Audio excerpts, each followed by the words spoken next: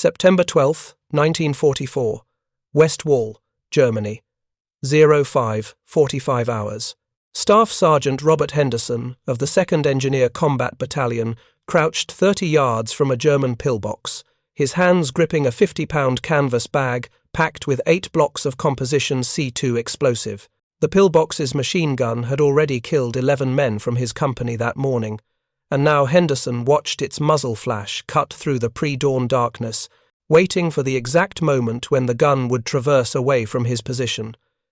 He had maybe 15 seconds to cover the distance, place the charge, and get clear before the MG-42 swung back. His training at Fort Belvoir had prepared him for this moment, teaching him the precise mathematics of explosive force against reinforced concrete, but nothing had prepared him for the weight of those 8 blocks against his chest, or the certainty that if he mistimed his sprint by even 2 seconds, he would die before touching the pillbox wall.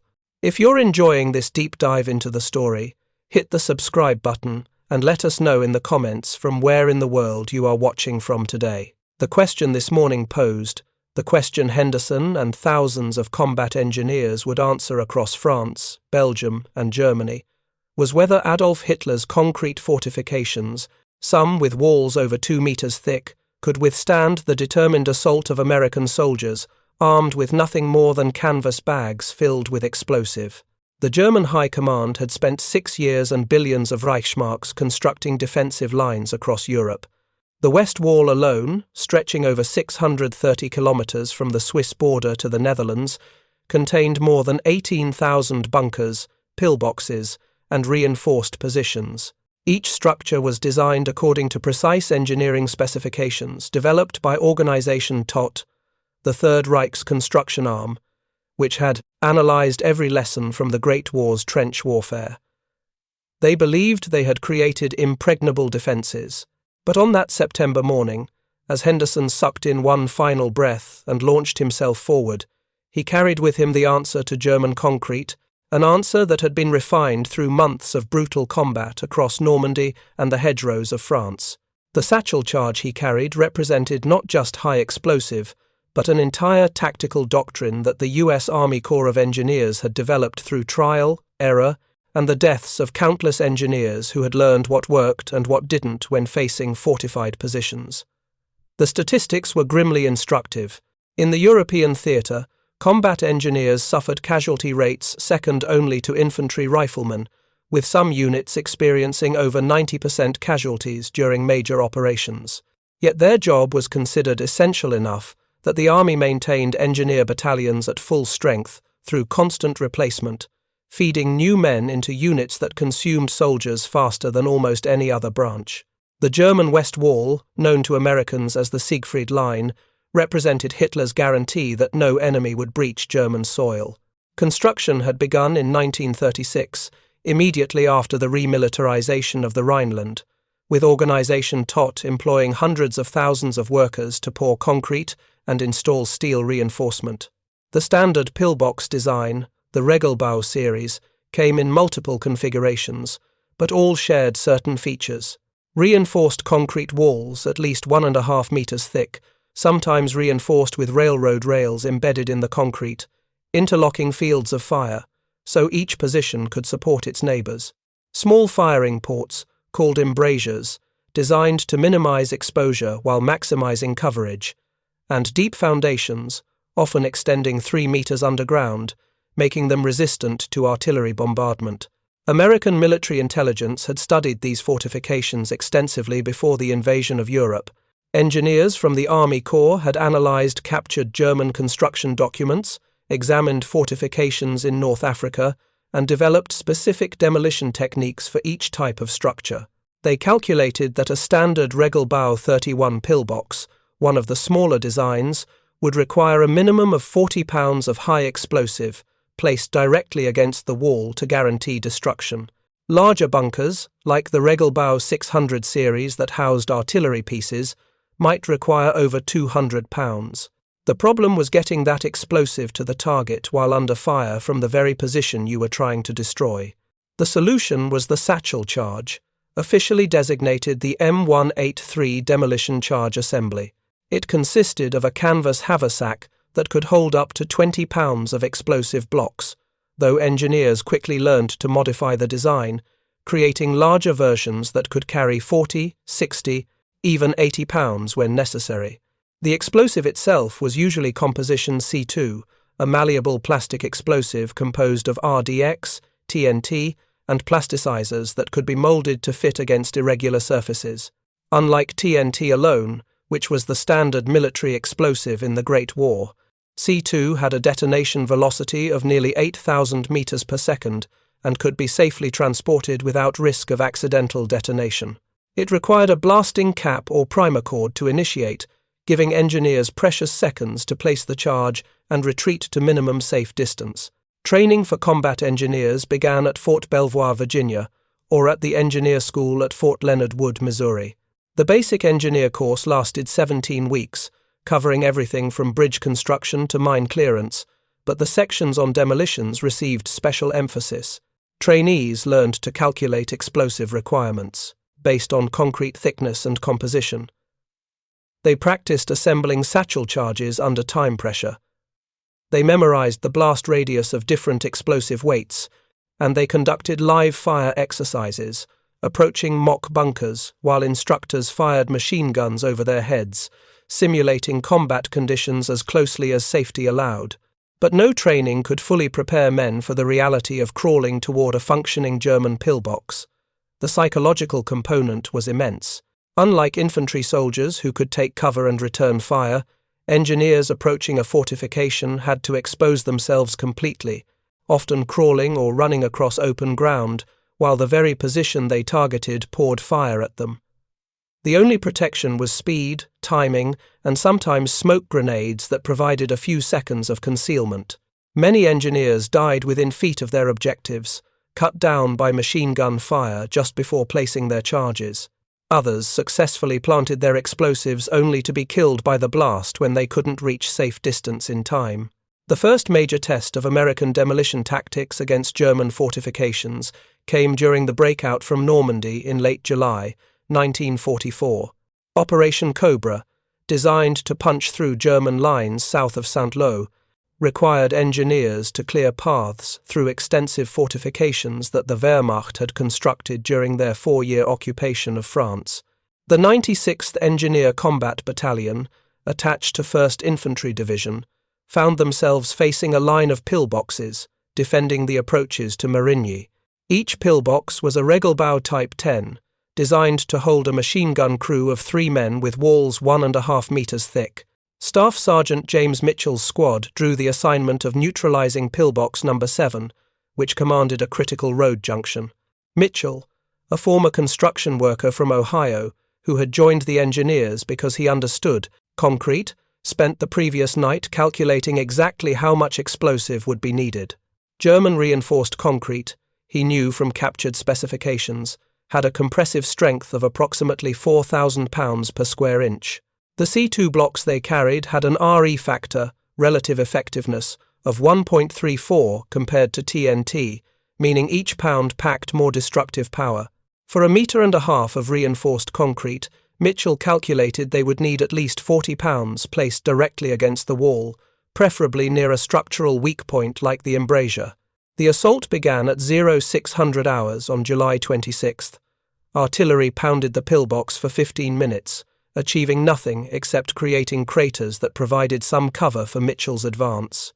The shells simply bounced off or exploded harmlessly against the thick concrete, confirming what engineers already knew, that indirect fire was almost useless against properly constructed fortifications. When the artillery lifted, Mitchell and Private First Class David Coleman began their crawl forward, each carrying a 40-pound satchel charge. The pillbox's MG-42 opened fire immediately, forcing them to hug the ground and move only when the gun traversed to engage other targets. It took Mitchell 27 minutes to cover the 60 yards from the jump-off point to the pillbox wall. Every few meters, he pressed himself into shell craters while machine gun rounds snapped overhead.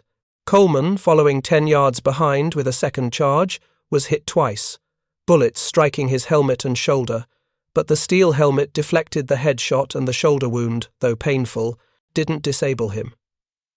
When Mitchell finally reached the base of the pillbox, he discovered a problem the training manuals hadn't mentioned. The concrete wall, weathered by 4 years of French rain, was covered in a layer of moss and grime that prevented the C2 blocks from adhering properly. In training, they had placed charges against clean concrete walls. Here, in combat, the explosive kept sliding down. Mitchell solved the problem by using his knife to scrape away the moss, creating a rough patch where the C2 could stick. He molded the 8 blocks into a shaped charge, concentrating the force at one point rather than spreading it across the wall. Then he inserted a 60-second delay fuse, a simple chemical pencil fuse that crushed a vial of acid when bent, the acid then eating through a wire that held back a spring-loaded firing pin. 60 seconds. Mitchell yanked the fuse, heard the vial crack, and began running. He made it 40 yards before the charge detonated. The explosion was enormous, far louder than anything he had heard in training. The Satchel charge didn't just crack the concrete, it blew out a section of wall 2 meters wide, sending chunks of reinforced concrete spinning through the air like shrapnel. The 3 German soldiers inside were killed instantly, not by the explosion itself, but by the overpressure wave that pulped their internal organs. This was one of the hidden effects of explosives in confined spaces that engineers learned early. Even if the blast didn't penetrate the structure completely, the pressure wave transmitted through the concrete could kill everyone inside.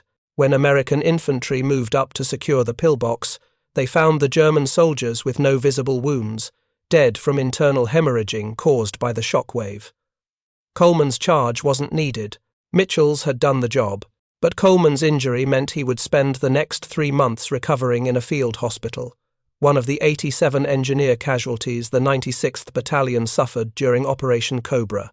These numbers, carefully recorded in unit after-action reports, revealed the terrible mathematics of combat engineering. For every fortification destroyed, the average cost was 2 engineer casualties, 1 dead and 1 wounded. Some bunkers required multiple attempts, each assault costing more lives, until finally someone got through.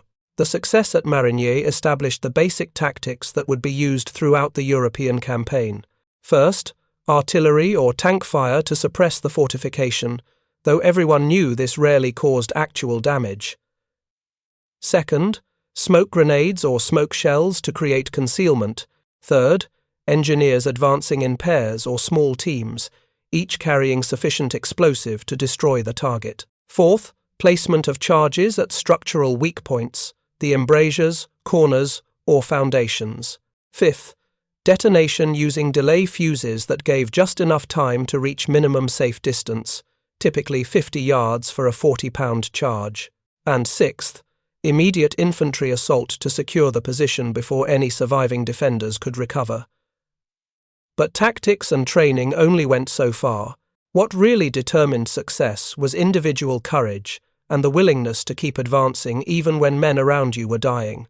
Henderson, that September morning on the West Wall, had watched his squad leader, Sergeant William Foster, attempt the same assault he was now making. Foster had gotten within 20 feet of the pillbox before an MG-42 burst cut him nearly in half. The canvas bag he carried, loaded with explosives, tumbled beside his body. Henderson had been next in line. He could have stayed in his crater, could have waited for artillery or tank support that might or might not arrive. Instead, he picked up his satchel charge and moved forward, because that's what combat engineers did. The technical specifications of the satchel charge system revealed American pragmatism in its purest form. Unlike the Germans, who developed elaborate specialized demolition equipment, often too complex for field use, American engineers relied on simple components that could be assembled anywhere. The M183 haversack was just heavy canvas with reinforced handles.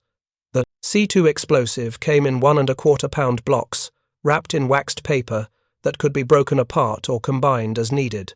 The fuse igniters were mechanical devices so simple that soldiers could operate them with cold, wet, or injured hands, and the assembly required no special tools, just a knife to cut the fuse cord to the desired length. This simplicity meant that any engineer, given basic training, could prepare and employ satchel charges. There was no need for specialized demolition teams or exotic equipment. Every engineer combat battalion, typically organized into 4 companies of around 200 men each, could conduct demolition operations. During major offensives, this meant hundreds of engineers operating simultaneously across multiple sectors, each team identifying and neutralizing fortifications as they encountered them. The scale was industrial, treating the destruction of German defenses as a production problem to be solved through volume and efficiency rather than individual heroics. Though, of course, individual heroics were required constantly. The official Army Manual, FM 5-25, Engineer Field Manual, devoted an entire chapter to demolitions, but its clinical language about placement techniques and minimum safe distances couldn't capture the reality. The manual stated that charges should be placed in direct contact with the target surface and that personnel should withdraw to a minimum distance of 50 yards per pound of explosive.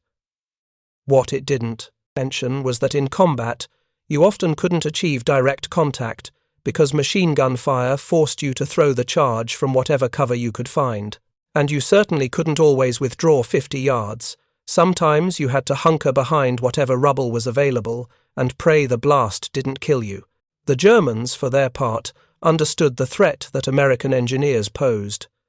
By mid-1944, Wehrmacht defensive doctrine included specific instructions for defending against demolition attacks. Machine gunners were trained to watch for approaching engineers and give them priority over regular infantry. Bunkers were designed with secondary positions that could provide covering fire if the primary position was under assault. And some fortifications included anti-personnel mines around the foundation, though this proved a double-edged sword because the mines also prevented the bunker's own garrison from easily evacuating. But German defensive measures assumed their fortifications would withstand anything short of direct placement of large explosive charges. This assumption was fundamentally correct. The problem for Germany was that American combat engineers proved willing and able to achieve that direct placement, regardless of casualties. The Wehrmacht had prepared for conventional warfare where attackers would be deterred by defensive fire. They hadn't prepared for an enemy that would simply accept horrific casualties to accomplish the mission. Henderson's 15-second sprint toward the pillbox seemed to last forever. Time distorted under extreme stress, psychologists would later explain, making seconds feel like minutes. He was hyper-aware of everything: the sound of the machine gun, the smell of cordite, the weight of the satchel charge bouncing against his chest, the texture of the ground under his boots. Then he was at the wall, pressing himself against the concrete, momentarily safe in the pillbox's blind spot. The embrasure was 3 feet above him, and slightly to his right. He could hear German voices inside, shouting over the gun noise. They knew he was there, but couldn't angle the gun down far enough to hit him. Henderson pulled the satchel charge from his shoulder and began moulding the C2 blocks around the base of the embrasure. This was the critical moment. The explosive needed to be shaped to direct the blast inward, into the structure rather than outward where it would waste energy. He formed the blocks into a crude cone, point facing inward, using his palms to press the plastic explosive into place. The C2 was cold, almost like modelling clay, slightly sticky from the plasticizers. 60 pounds of it, enough to blow a hole through 3 feet of concrete if properly placed. He armed the fuse. If you find this story engaging, please take a moment to subscribe and enable notifications. It helps us continue producing in-depth content like this. He armed the fuse, bending the copper pencil until he felt the glass vial snap. 60 seconds. The acid was eating through the restraining wire now, invisible but inexorable. Henderson turned and ran, his legs driving him away from the pillbox faster than he'd ever moved in his life. He counted in his head, a rhythm drilled into him through training. 1 Mississippi, 2 Mississippi. At 30 seconds, he was 25 yards away, not far enough. At 45 seconds, he dove behind a shell crater. 58, 59, 60. The explosion lifted him off the ground. Even at 40 yards, the concussion wave was powerful enough to knock the air from his lungs and leave his ears ringing. When he looked up, the pillbox's embrasure had been transformed into a gaping wound in the concrete. The entire front section of the structure had collapsed inward, steel reinforcement bars twisted like wire, and no sound came from inside. Henderson had succeeded where 11 other men had died trying. The machine gun was silent. The road was open, and the west wall had been breached by one engineer with a canvas bag. This scene repeated thousands of times across the German frontier in autumn 1944. As the US 1st and 3rd Armies pushed toward the Reich's borders, they encountered the west wall in its full depth. The fortifications here weren't the improvised positions thrown up in France, but permanent structures built with German engineering precision.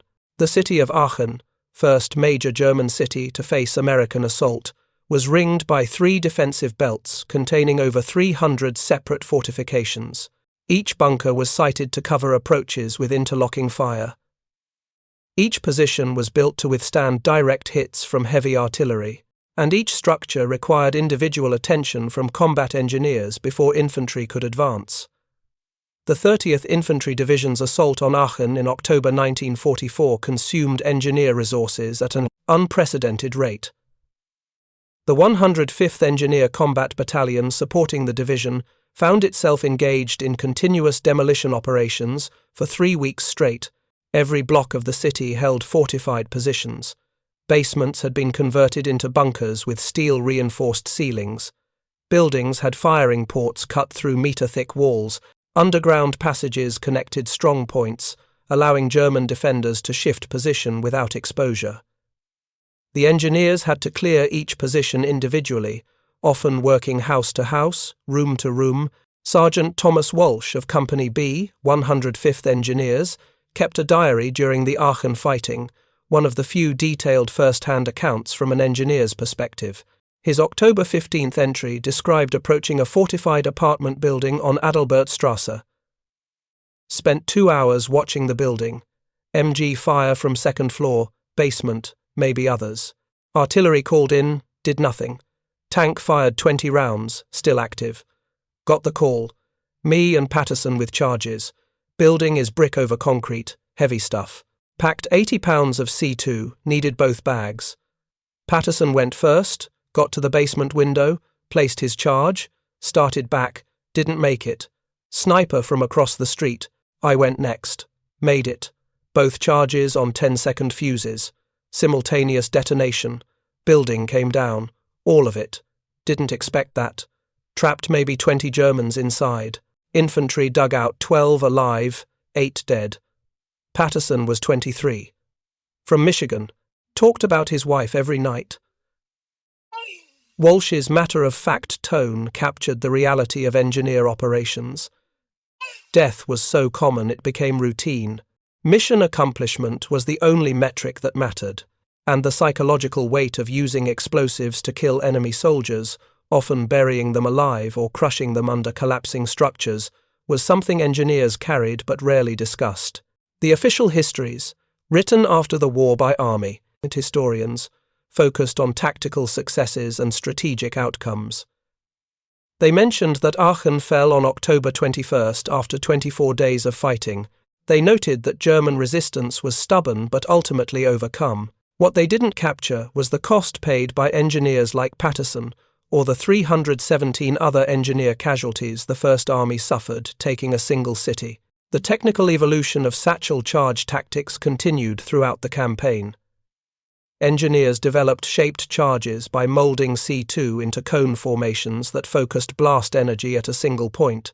They learned that charges placed at corners, where 2 walls met, caused more structural damage than charges centered on flat surfaces. They discovered that water-soaked sandbags placed over charges could tamp the explosion, directing more force into the target rather than dissipating into air. And they found that multiple smaller charges, placed at different structural points and detonated simultaneously, could bring down entire buildings more reliably than single large charges. The 9th Engineer Combat Battalion pioneered the technique of using Bangalore torpedoes, 10-foot sections of pipe packed with explosive, to breach bunker walls from below ground.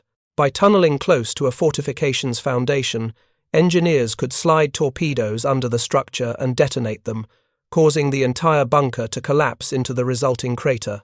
This method was time-consuming, often requiring hours or even days to dig the approach tunnel, but it allowed demolition without exposing engineers to direct fire. First used successfully at the Schill Line fortifications near Geilenkirchen in November 1944, the technique spread rapidly through other engineer units, as commanders desperately sought ways to reduce casualties. But most fortifications couldn't be approached from below. Most required the direct assault that Henderson and thousands of other engineers conducted. The casualty statistics told the story. During the 6 months from September 1944 to March 1945, engineer combat battalions in the European theatre suffered over 12,000 casualties. This represented nearly 20% of total engineer strength, with some individual battalions experiencing casualty rates exceeding 50%. These numbers were comparable to infantry losses during the same period, despite engineers comprising less than 10% of frontline combat forces. The German defenders, for their part, recognized the threat engineers posed and adapted their tactics accordingly. By late 1944, Wehrmacht standing orders required that any soldier approaching a fortification carrying a visible load be engaged immediately, priority over all other targets. German snipers specifically hunted engineers, learning to recognize the canvas satchel bags and the distinctive cautious approach of demolition teams. Captured German documents from the 7th Army, defending the Saar region, included sketches showing how to identify American engineers by their equipment and movement patterns, with instructions to kill them before they could plant charges. Some German units went further, establishing dedicated anti-engineer teams. These were usually 3-man groups with a machine gunner, a rifleman with a scope, and a spotter. Their sole mission was to watch for approaching engineers and eliminate them. The effectiveness of these teams varied, but they forced American engineers to develop counter-tactics.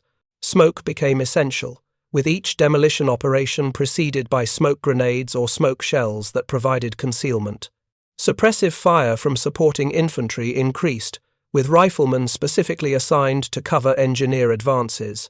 And engineers themselves began carrying more weaponry, with many teams including a member armed with a Browning automatic rifle who would provide covering fire while his teammates placed charges.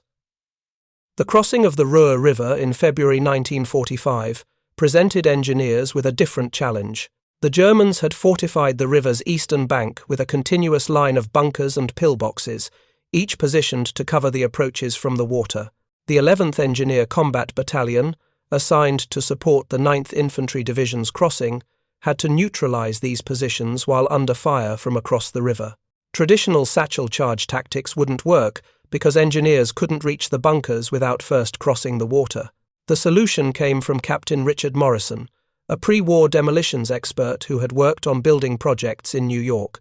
Morrison proposed using waterproof containers, essentially modified jerrycans, packed with C2 and fitted with long-delay fuses.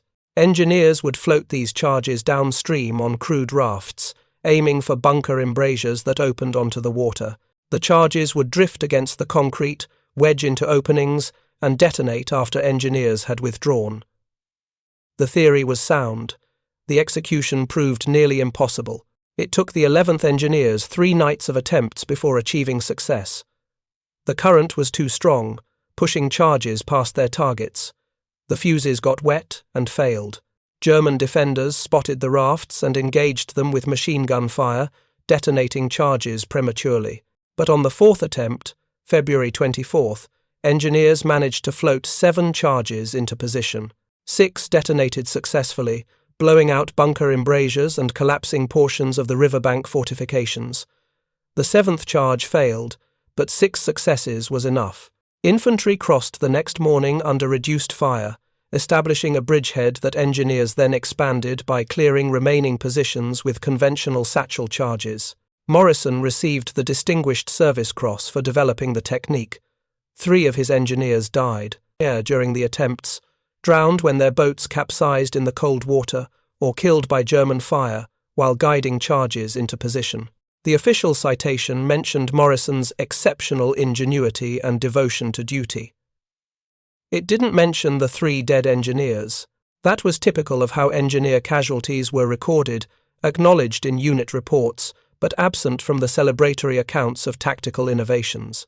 By March 1945, as Allied armies crossed the Rhine and began the final drive into Germany's heartland, the nature of fortifications changed. The permanent west wall defences gave way to improvised positions, hastily constructed roadblocks, and fortified villages. But these required just as much engineer attention as the concrete bunkers. German soldiers, many now elderly Volkssturm militiamen or teenage Hitler Youth members, occupied buildings and fought with desperate determination. Each town became a miniature siege operation, with engineers blasting through walls, collapsing buildings, and clearing paths for armour and infantry. The 78th Infantry Division's advance through the Ruhr pocket in April 1945 showed how engineer tactics had evolved. The 291st Engineer Combat Battalion supporting the division had perfected a technique they called building hopping. Rather than attacking each fortified structure individually, engineers would place charges on the party walls between adjacent buildings, blow through from one to the next, and clear entire blocks without exposing themselves to street-level fire. The charges were smaller, typically 20 to 30 pounds, just enough to breach a wall without bringing down the entire structure. Infantry would follow immediately behind, clearing each building while engineers moved ahead to blow the next wall. This technique required precise calculation. Too much explosive and the wall collapse could kill the engineers placing the charge. Too little, and the breach wouldn't be large enough for infantry to pass through. Engineers developed a rule of thumb: 2 pounds of C2 for every foot of wall thickness, adjusted upward if the wall showed steel reinforcement. The mathematics worked reliably enough that the 291st Engineers cleared the town of Velbert, over 400 buildings, in just 3 days, with only 11 casualties. But not all operations went smoothly. The assault on Nuremberg in April 1945 devolved into street-by-street fighting that consumed engineer lives at an appalling rate. The city's medieval walls, 3 meters thick in places, proved remarkably resistant to standard Satchel charges. The 20th Engineer Combat Battalion, tasked with breaching the walls, found that even 100-pound charges only created narrow gaps. Lieutenant Harold Chen, commanding Company A, requested permission to use captured German explosives, hoping that different composition might be more effective. Permission was granted, and engineers began employing German Haftholedung-shaped charges, magnetic devices designed for anti-tank use. These proved somewhat more effective than C2, but the operation still cost the 20th Engineers 47 casualties before the city fell. The human cost of these operations extended beyond death and physical injury. Combat engineers suffered psychological casualties at rates comparable to infantry, with many developing what was then called combat fatigue, or shell shock, later recognized as post-traumatic stress disorder.